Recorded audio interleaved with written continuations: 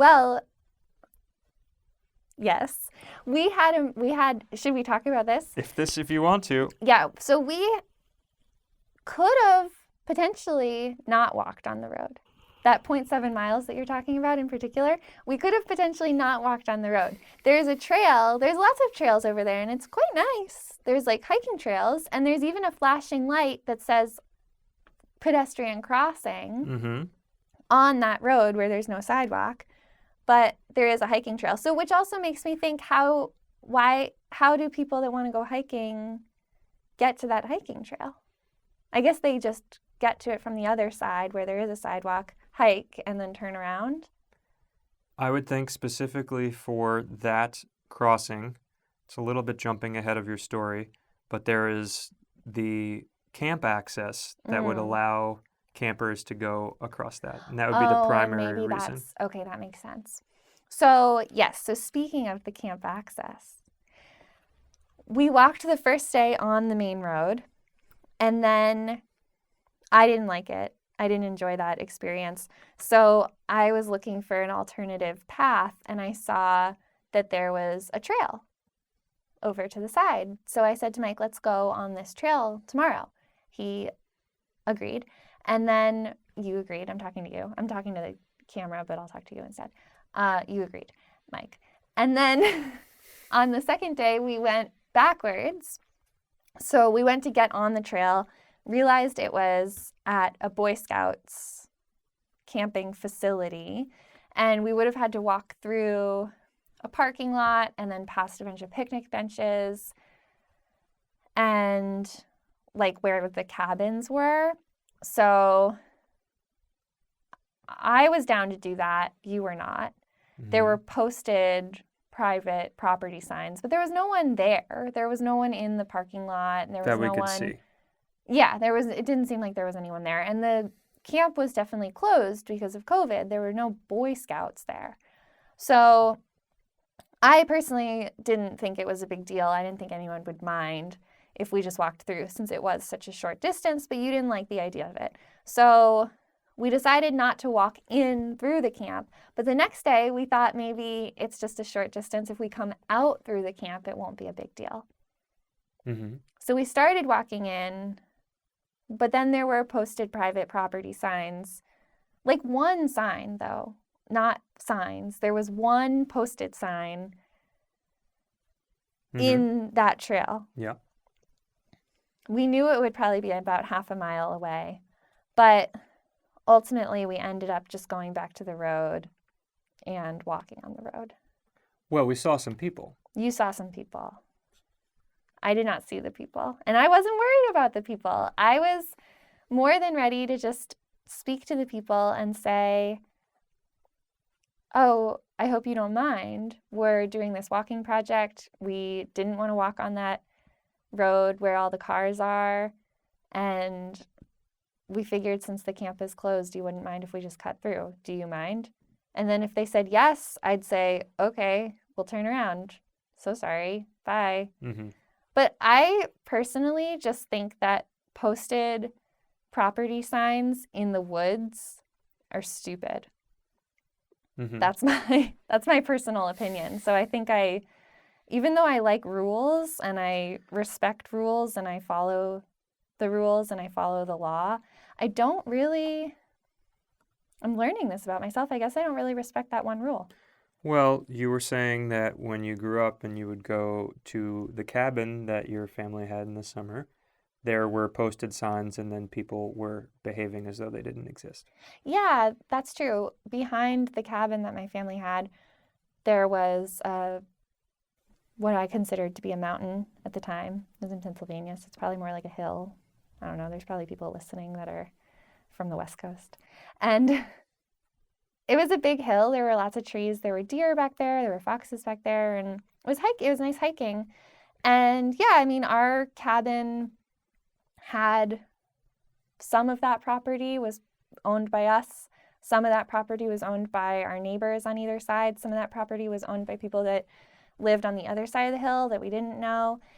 And there were posted signs and there was barbed wire, but it kind of no one really cared. It was all just woods, and it was empty, and it wasn't like you would run into people up at the top of the hill sometimes, and technically you'd be on their land, but never did I have anyone say, "Oh, this is my hill. Why are you here?"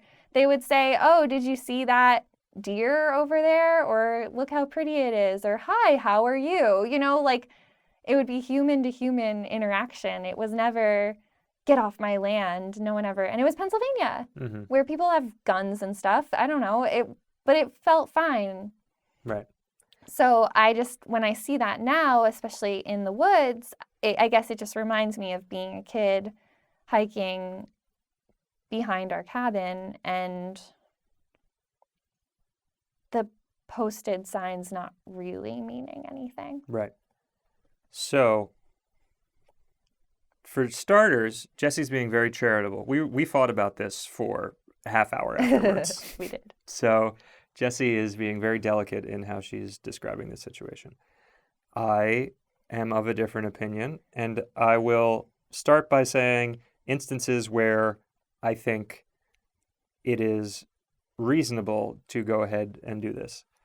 One, we're saving an excess of like 3 or 4 miles or whatever, as we've done in the past. We were in Washington one time, and Google, in its infinite wisdom, put us on a logging route that was 100 plus years old, and we got to where the first trespassing sign was, and the alternative to going through this 3-mile section was to walk another 11 miles.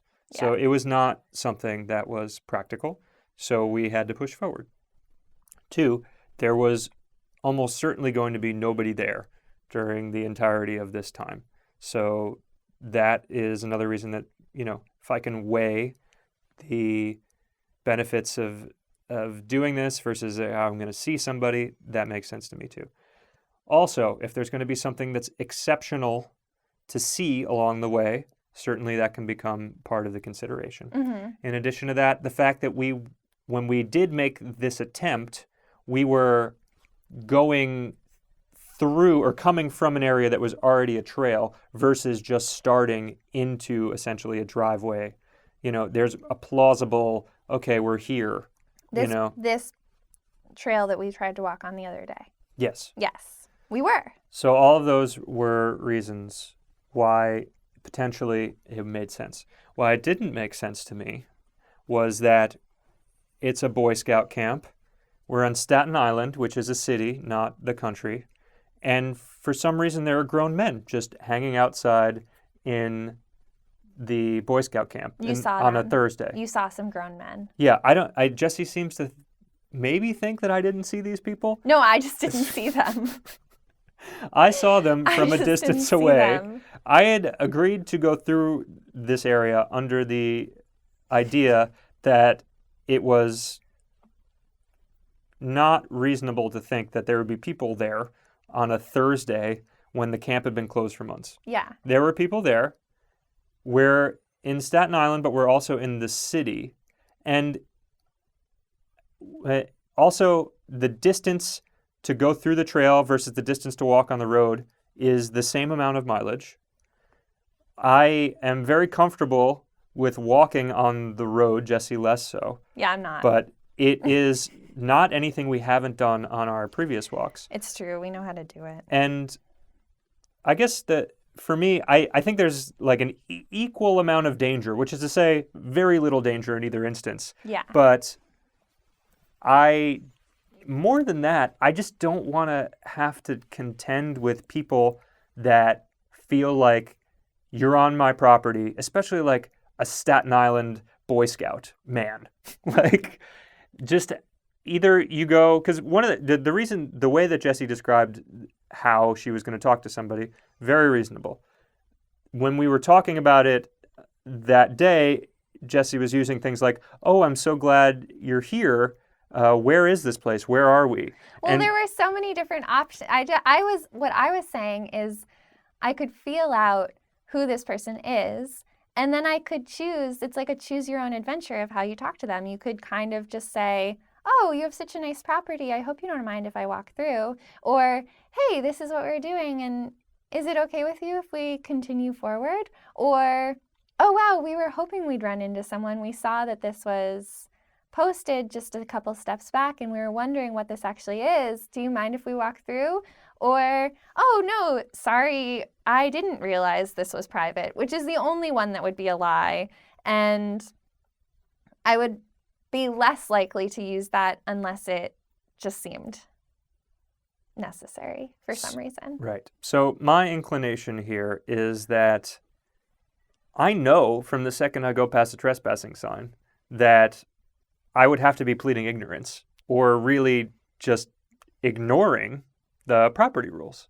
So I don't really feel good about doing that because I'm going to look dumb. Like, there's not really a version where I don't look dumb. Yeah, you're very scared to look dumb. Well, I don't want to have to deal with somebody being like, well, why the fuck are you here? Like, you're trespassing in the Boy Scout camp. You got to get out of it. What are you doing? Why did you think you could possibly come in here? There's signs on both sides. Yeah. What do you know? I think that attitude is dumb.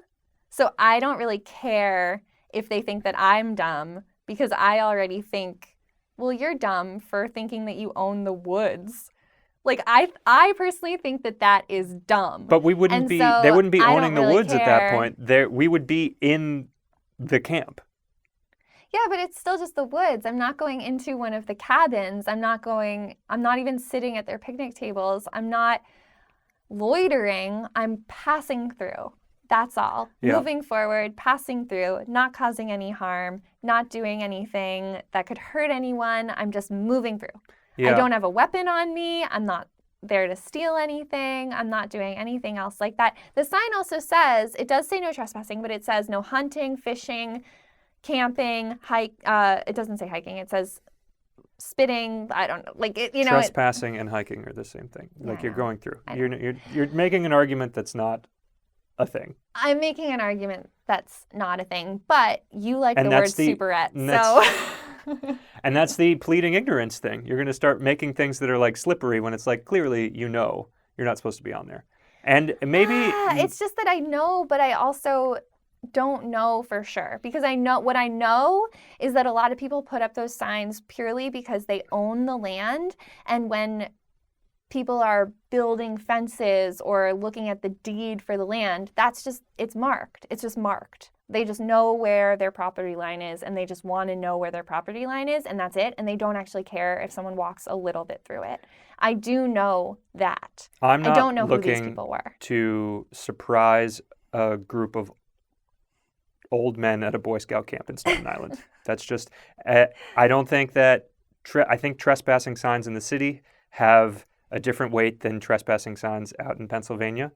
And I also think there might be a gender dynamic thing at play too. When I've been thinking about it more, it's kind of like the equivalent of asking for directions type thing, where it's like, we're going to go up there and they're going to be looking at me because I'm the guy.